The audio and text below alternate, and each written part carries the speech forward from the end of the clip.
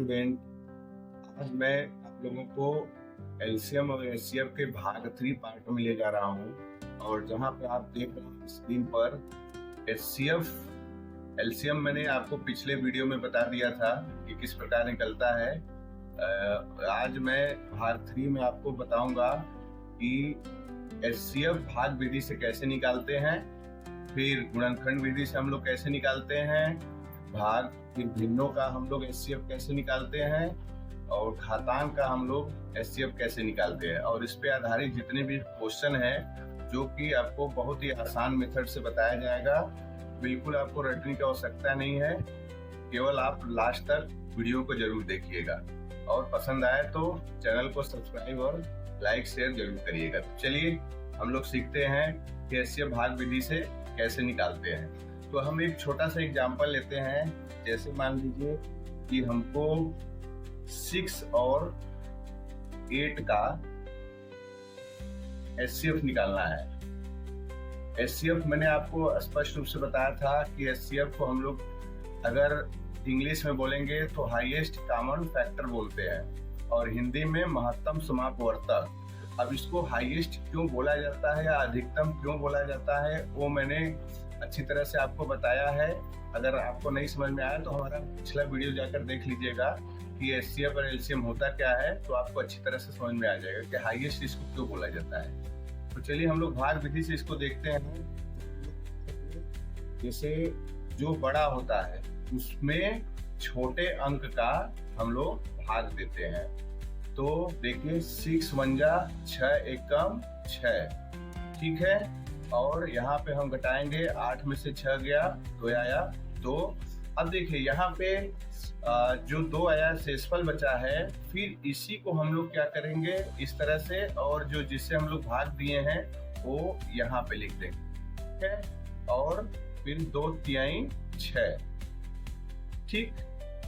अब यहाँ पे बच्चे गलती क्या करते हैं, खासकर छोटे बच्चे, जो बड़े बच्चे उनको तो पता है, जो छोटे बच्चे हैं वो जिससे यहाँ पे कट रहा है तो इसको आंसर में डाल देते हैं। बहुत सारे बच्चे क्या करते हैं, इस चीज को आंसर में, इस चीज को आंसर बना देते हैं, लेकिन वास्तव में जिससे कटता है वो आंसर होता है। तो आंसर क्या हो जाएगा, लास्ट में किससे कटा, 6 में से 6 गया, 1 कट जाएगा, तो किससे कटा, 2 से कटा, इससे अब क्या हो जाएगा, 2 हो जाएगा। तो समझ में आ गया। तो आपको ये सारी चीजें बहुत सारे बच्चों को ये पता होगा और वो करते भी होंगे, लेकिन इससे आधारित जो क्वेश्चन बनते हैं वो आपके लिए इम्पोर्टेंट है। और आप लास्ट तक वीडियो देखेंगे तो आपको सारी चीजें समझ में आ जाएगी, ठीक है। तो हमने भाग विधि से सीखा। नेक्स्ट हम लोग स्लाइड में चलते हैं। अब हम लोग गुणनखंड विधि से सेम एग्जांपल हम लोग यही चीज देखेंगे, ठीक है। तो देखिए 6 और 8 की बात हम लोग कर रहे हैं ना, तो हम लोग पहले क्या करेंगे, यहाँ पे 6 और 8 है, इसी का हम लोग एचसीएफ निकालेंगे गुणनखंड विधि से। तो हम लोग क्या करेंगे, 6 का हम लोग इसको हम लोग गुणनखंड करेंगे। तो आपको हमने पहले बताया था कि जब भी इस साइड में रहेगा तो प्राइम नंबर ही रहता है। प्राइम नंबर मतलब अभाज्य संख्या। तो हम लोग क्या करेंगे, 2 तिहाई 6, फिर 3 से करेंगे तो 3 एकम 3, तो 6 का क्या हो गया। ऐसे ही हम लोग क्या कर लेंगे, 8 का कर लेंगे। तो 8 का भी हम लोग प्राइम नंबर से ही करेंगे। तो 2 4 जा 8, फिर यहाँ पे 2 2 जा 4, और फिर यहाँ से 2 1 जा 2। एक गुणनखंड भी मैंने आपको बताया है कि अभाज्य संख्या से हम लोग किसी अंक को किस प्रकार से तोड़ते हैं। ये भी वीडियो हमारे चैनल पे पड़ा हुआ है, आप अच्छी तरह से देखेंगे तो आपको सारी चीजें समझ में आएंगी, ठीक है। फिर देखिए अब हमने ये 2 गुणनखंड कर दिया, तो हम लोग क्या करेंगे, 6 को हम लोग इस रूप में लिख दिए, अभाज्य के रूप में तोड़ दिए, तो 2 into 3, ठीक है। और 8 को हम लोग अभाज्य के रूप में तोड़ दिए, तो ये हो गया 2 into 2 into 2। अब हम इसमें ये देखेंगे कि कौन सा प्राइम नंबर दोनों में सिमिलर है, कॉमन है ना, उस वही हमारा एचसीएफ बन जाएगा। तो आप देख रहे हैं कि यहाँ पे भी 2 है और ऊपर भी 2 है, ये दोनों कॉमन है। बाकी 3 आप देखेंगे तो 3 इसमें नहीं है, तो सारी चीजें आप छोड़ देंगे और लास्ट में HCF हो जाएगा 2। ठीक है, तो ये हम क्या सीखे, गुणनखंड विधि से HCF सीखे। अगर कोई और अंतर आता, सपोज दैट मान लीजिए यहाँ पे एक और 3 हो जाता है, तो इस 3 को भी ले लेते, 2 और इंटू 3 हो जाता। तो आगे हम लोग इस नेक्स्ट एग्जाम्पल देखेंगे तो चीजें समझ में आएंगी। ठीक है, नेक्स्ट हम लोग स्लाइड में चलते हैं और हम लोग देखेंगे कि दशमलव संख्या का हम लोग HCF कैसे निकालते हैं ना। तो इससे पहले हम लोग भिन्न का पहले हम लोग देख लेते हैं कि भिन्न का कैसे निकलता है। घातांक का भी है आपका, तो घातांक का भी हम लोग देखेंगे। हम लोग भिन्न का देखते हैं। जैसे हम लोग देखे थे कि मान लीजिए एग्जांपल लेते हैं 4/5, ठीक है, 4/5 कामा 5/10, ये भिन्न है। ठीक है, अब हमको इसका HCF निकालना है। तो हमने आपको LCM में बताया था, एक फार्मूला हमने बताया था कि जब भी जिसका भी आपको अगर HCF पूछ रहा है तो इसका एक फार्मूला है कि अंशों का, आप जानते हैं कि ऊपर को अंश बोलते हैं और नीचे को हर बोलते हैं। तो आपको करना क्या है, अगर HCF पूछ रहा है तो फार्मूला है कि अंशों का HCF बटे हरों का LCM, हरों का क्या LCM, समझ गए। और आपको LCM में मैंने क्या बताया था, LCM में अगर LC का LCM निकालना होता तो बस चेंज करना है, यही ऊपर नीचे केवल चेंज हो जाता है, LCM ऊपर हो जाता है और HCF नीचे हो जाता है। अगर आपने नहीं देखा तो हमारा पिछला वीडियो LCM का देख लेंगे तो आपको अच्छी तरह से चीजें समझ में आएंगी। तो हम लोग अब देखिए क्या करते हैं, अंशों का HCF निकालना है तो हम 4 और 5 का HCF निकाल लेंगे। तो इसको अब हम डिटेल से नहीं जाएंगे क्योंकि 4 और 5 का LCM भाग विधि चाहे गुणनखंड विधि से आप करेंगे तो इसका HCF हो जाएगा 1।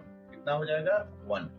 आपको अगर नहीं समझ में आता है तो आप इसका HCF आप लोग निकाल कर हमको बताइएगा, कमेंट बॉक्स में इसको कमेंट करिएगा। ओके, तो ठीक है, तो ये 1 हो गया।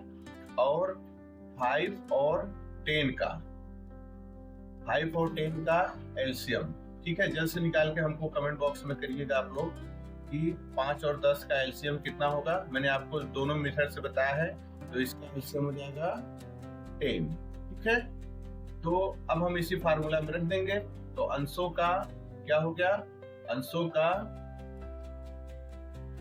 आपका LCM कितना हो गया, HCF कितना हो गया 1। ठीक है, और क्योंकि हमको अंशों का HCF देना है तो 1 हुआ, और 5 और 10 का LCM कितना हो गया 10 हो गया। तो ये हो गया आंसर आपका। ठीक है, तो 1/10 आपका आंसर हो गया। तो मुझे उम्मीद है कि आपको अच्छे से समझ में आया होगा कि चीजें कैसे आई है। ये फार्मूला आप रटना नहीं है, इस फार्मूला को आपको रटना नहीं है, केवल अगर LCM पूछ रहा है तो LCM को ऊपर कर देना, HCF पूछ रहा है तो HCF को ऊपर करना। मतलब जो भी पूछेगा, अगर भिन्नों का LCM पूछ रहा है तो यहाँ पे LCM रहेगा, अगर HCF पूछ रहा है भिन्नों का तो यहाँ पे HCF रहेगा। सीधे सीधे, आपको फार्मूला की आवश्यकता नहीं है। ठीक है, अब देखो, अगर हम लोग यहाँ पे देखते हैं कि घातांक के लिए घातांक देख लेते हैं। अब घातांक का जैसे मान लीजिए कि हमारा एक 8 मैं ले लेता हूँ। ठीक है, 8 को हम गुणनखंड विधि से करेंगे तो 2 गुणे 2। ठीक है, तो ये हुआ आपका 2/3। ठीक, और यहीं पे अगर आपका आ गया 10, ठीक है, और जैसे मान लीजिए आपका 2/3 और 2/4, इस तरह से अगर आपका आ गया तो इसका मतलब क्या हुआ, आपका 2/3 का कितना हो गया 8, और 2/4 का कितना हो गया 2/4 आप करेंगे तो 2 गुणे 2 गुणे 2 गुणे 2, ये टोटल हो गया 2 दूनी 4 दूनी 8 दूनी 16। ठीक है, ये 16 हो गया। अगर आपको घातांक का अगर एलसीएम एचसीएफ पूछ रहा है तो आप सिंपल है कि जिस घात सेम यहाँ होना चाहिए। आप देखिए ये जो आधार है यहाँ पे इसको आधार बोलते हैं, यहाँ भी 2 है और यहाँ भी 2 है। अगर दोनों घातांक या आपके पास 2 घातांक रहे या 3 घातांक जो भी रहे, तो अगर मिनिमम घातांक जो घातांक है उसके ऊपर अगर घातांक 3 लगा हुआ है, इसको बेस बोलते हैं, और उसके ऊपर घात जो है कम से कम वाला रहे वही उसका एलसीएम कहलाता है। तो हम देख रहे हैं कि 2 घाते 3 यहाँ 2 घाते 4 है, तो किसमें जो घात किसमें कम है, 4 कम है कि 3 कम है? तो आप देखेंगे यहाँ पे 3 कम है, तो जाहिर सी बात है कि इसका एचसीएफ कितना हो जाएगा, 2 घाते 3। इसको आप तोड़ के भी कर सकते हैं, जैसे मैंने आपको देखा कि 8 और 16 का आप एचसीएफ निकालेंगे तो 8 आएगा। क्लियर है? ठीक है, तो हम लोग और एक एग्जांपल और देख लेते हैं। जैसे मान लीजिए यहाँ पर मैं आपको कर रहा हूँ 5 घाते 3, ठीक है, और एक होता है 7 घाते 5, और एक मान लेता हूँ मैं 3 घाते 2। अब इसका एलसीएम इसका एचसीएफ पूछ रहा है, ये सारे घात है, अब इसका एचसीएफ पूछेगा। आप देख रहे हैं इसमें जितने भी बेस है, आधार है, यहाँ आप 5 देख रहे हो, यहाँ आप 7 देख रहे हो, और यहाँ आप 3 देख रहे हो। कोई मिल रहा है? नहीं मिल रहा है। जब कोई नहीं मिलेगा बेस, तो आपके कितने भी घात रहे ऊपर उससे कोई मतलब नहीं है, इसका सीधे सीधे आंसर हो जाएगा 1। अगर यहीं पे आपका 3 घाते 5, 3 घाते 2 और 3 घाते 8, 3 घाते 8, अगर ये आ जाता है तो इसका एचसीएफ पूछ देगा। आप क्या करोगे? देखिए सिंपल सा आपका, अगर आधार सेम है, देख रहे हैं आप 3 है 3 है 3 है, ऊपर आप घात से तुलना करना, अगर घात जिसमें भी कम है वही उसका आंसर हो जाएगा, एचसीएफ हो जाएगा। तो यहाँ पे कितना हो गया, 3 घाते 2 एचसीएफ हो गया। क्लियर हुआ? तो आपको घात का चीजें पता चल गया। अब हम लोग नेक्स्ट चलते हैं। नेक्स्ट स्लाइड में एक चीजें आपको हमने यहाँ पे दशमलव का एचसीएफ, तो देखिए सिंपल सा है। अगर आपको मान लीजिए 3.5 है, मैं इसको दूसरा कलर ले लेता हूँ, तो देखिए 3.5 है, और एक अगर आपका आ गया है 1.5 या 1 या पॉइंट हम लोग 0.5 भी ले लेते हैं, 3.5 और 0.5। अब इसका हमको एचसीएफ निकालना है, तो हम सिंपल क्या करेंगे, हमने आपको बताया था कि भिन्न को आपको दशमलव को भिन्न में कैसे बदलते हैं। तो आप केवल बटा रखिए और उसके बाद इसको 1 रखिए, और दशमलव के बाद कितने अंक हैं, 1 अंक है तो 1 0, यहाँ पे बटा करिए और उसके बाद 1 रखिए, और दशमलव के बाद कितने अंक हैं, 1 0। तो आपका सीधे सीधे दशमलव किसमें बदल गया, दशमलव बदल गया आपका भिन्न में। किसमें बदल गया, भिन्न में, और ये हो गया आपका 5/10। और फिर भिन्न का आपको पता ही है कि आप क्या करेंगे, अंशों का एचसीएफ, मतलब आप 5 और 35 का एचसीएफ निकालेंगे, और 10 और, क्योंकि आप देख रहे हैं यहाँ भी हर है और यहाँ भी हर है, तो दोनों में 10-10 ही, इसका आपको एलसीएम निकालना है। तो आप जल्द से कमेंट बॉक्स में आप करके बताइए कि 5 और 35 का एचसीएफ कितना होगा। 5 और 35 का एचसीएफ मेरे समझ से तो आपका 5 होगा, ठीक है, और 10 और 10 का एलसीएम कितना होगा, 10 होगा। तो ये आपका आंसर हो गया, कितना हो गया आंसर। अब इसको आप अगर उसमें दशमलव में करेंगे तो हो जाएगा 0.5, ये हो गया आपका एचसीएफ। ओके, आपको, मुझे उम्मीद है कि आपको अच्छे समझ में आई होंगी। अब हम लोग इस पे आधारित क्वेश्चन देखते हैं, 2-4 क्वेश्चन लोग इस पे देखते हैं। तो देखिए,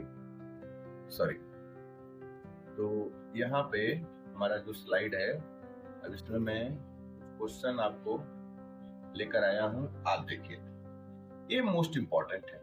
मैं अभी तक जो पढ़ा है इसमें मुझे उम्मीद है कि बहुत सारे बच्चों को चीजें आती होंगी, और लेकिन यहाँ से आप थोड़ा परेशान होते होंगे। यहाँ से क्वेश्चन में पढ़ने की आवश्यकता, बहुत सारे बच्चे रखते हैं, कुछ बच्चे समझ लेते हैं। जिनको समझ में आ गया तो उनके लिए तो बहुत ही अच्छा है, जिनको नहीं समझ में आया उनके लिए समस्या है। तो आप देखो, मैं यहाँ पे 2 क्वेश्चन आपको दे रहा हूँ। अब दोनों क्वेश्चन आप देखिए कि किस तरह से इसमें क्या क्या चीजें हैं। तो देखिए यहाँ पे है वह बड़ी से बड़ी संख्या, यहाँ आप देखिए वह बड़ी से बड़ी संख्या। मैंने आपको पहले ही बताया था, यहाँ पे कुछ कह रहा है कि आपको एलसीएम निकालना है कि एचसीएफ निकालना है। बच्चे क्या करते हैं कि जैसे एलसीएम का चैप्टर पढ़ेंगे तो इसका एलसीएम ही निकाल देंगे। आपको एक पहचान मैंने आपको बताया था एलसीएम के समय कि एलसीएम में निकालते वक्त अगर कहीं पे छोटी सी छोटी संख्या दे दे, क्या दे दे, छोटी से छोटी, ठीक है, या छोटी से छोटी या कम से कम, ये एक पहचान है। अगर आपको कुछ नहीं आता कि लोग बच्चे पूछते हैं ना कि अरे इसमें अब क्या निकाले, एलसीएम निकाले कि एचसीएफ निकाले, तो जाहिर सी बात है अगर बड़ी से बड़ी दे दिया, ये छोटी से छोटी या कम से कम, तो मैंने आपको बताया था एलसीएम। अगर आपको नहीं समझ में आ रहा है तो आप पिछला वीडियो जाकर देखिएगा एलसीएम का, आपको अच्छी समझ में है। तो आपको एलसीएम निकालना अगर यहाँ पे दे रहा है। अगर आपको बड़ी से बड़ी, एक ट्रिक है बेटा, तो इसको आप लोग समझिएगा, बड़ी से बड़ी, बड़ी से बड़ी शब्द या अधिक से अधिक शब्द, अगर ये दो शब्द आ रहा है तो इसमें क्या निकालेंगे आप, एचसीएफ निकालेंगे। क्या निकालेंगे, एचसीएफ, मतलब महत्तम समाप्त वर्तक, ठीक है। जैसा कि नाम भी आपको मैंने बताया था, हाईएस्ट कॉमन फैक्टर, कि अधिकतम क्यों कहा जाता है, इस चीज के बारे में भी आपको मैं थोड़ा बताना चाहता हूँ। देखो बेटा, इसको हम नेक्स्ट स्लाइड में, इस क्वेश्चन को हम बार बार लेंगे, तो नेक्स्ट स्लाइड में हम लोग देखते हैं। देखिए, जैसे मान लो 6 और 8 का हम लोग एचसीएफ निकाल रहे हैं, तो एचसीएफ अगर हम लोग निकालेंगे तो इसका 6 और 8 का एचसीएफ क्या होता है, ये 2 होता है। आप अच्छी तरह से जानते हो कि 6 और 8 का एचसीएफ 2 होता है। भाग विधि से, गुणनखंड विधि से आपने दोनों तरीके से आपने निकालना सीख लिया। तो ये बताओ कि ये क्या है। देखिए, इसी के आधार पे हम आगे का क्वेश्चन सॉल्व करेंगे। ये क्या कह रहा है कि 6 और 8 का एचसीएफ 2 होता है। इसका मतलब कि वह बड़ी सी बड़ी संख्या, ध्यान से समझिएगा इस शब्द को, वह बड़ी सी बड़ी संख्या क्या होगी जो जिसमें 6 और 8 से भाग, जिससे 6 और 8 से भाग दिया जाए, 6 में बड़ी से बड़ी संख्या का और 8 में बड़ी से बड़ी संख्या का भाग दिया जाए, जिससे वह पूर्णतया विभाजित हो जाए, भाग चला जाए। पूर्णतया विभाजित होने का मतलब भाग चला जाएगा। तो आप देखेंगे 2 तिहाई 6 कट रहा है, बिल्कुल कट रहा है। यहाँ पे 2 चौके 8 कट रहा है, बिल्कुल कट रहा है। अब यही बड़ी से बड़ी संख्या है।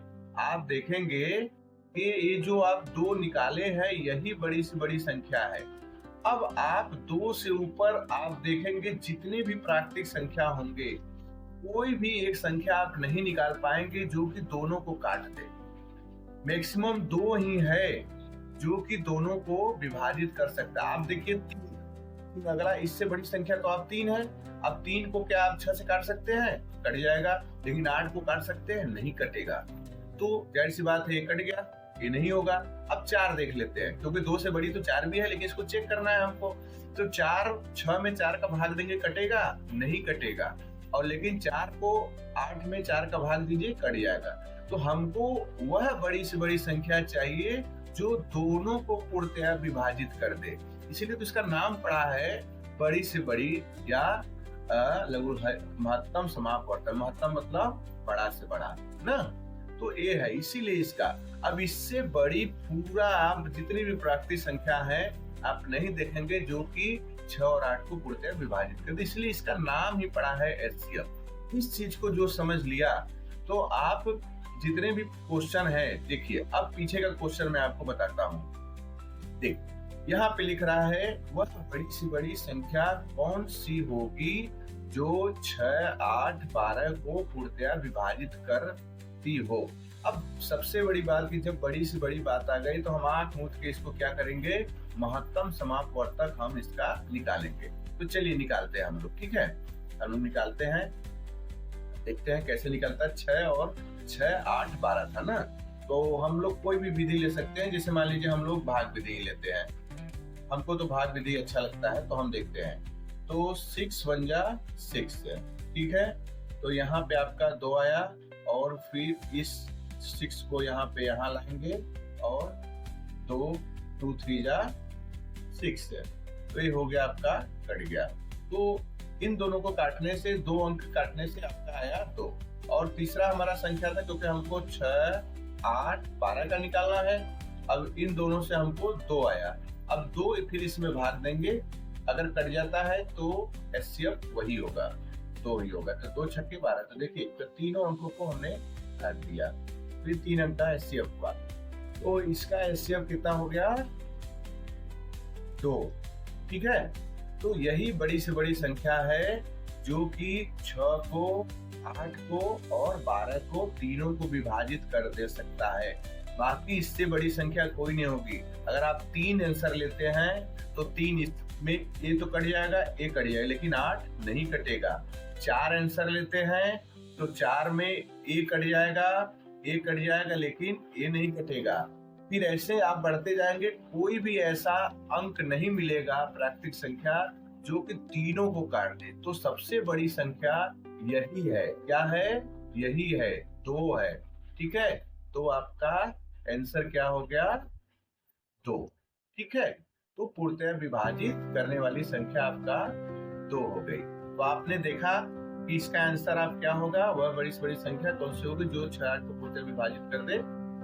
इस तरह से आपको बेसिक कंसेप्ट मैंने आपको क्लियर करा दिया है। ये एक तरह से आपको बेसिक चीजें आपको हमने बता रहा हूँ। तो आगे इसमें एचसीएफ एलसीएम से रिलेटेड कॉम्पिटिटिव एग्जाम में बहुत सारे क्वेश्चन आते हैं और आपको हम सारी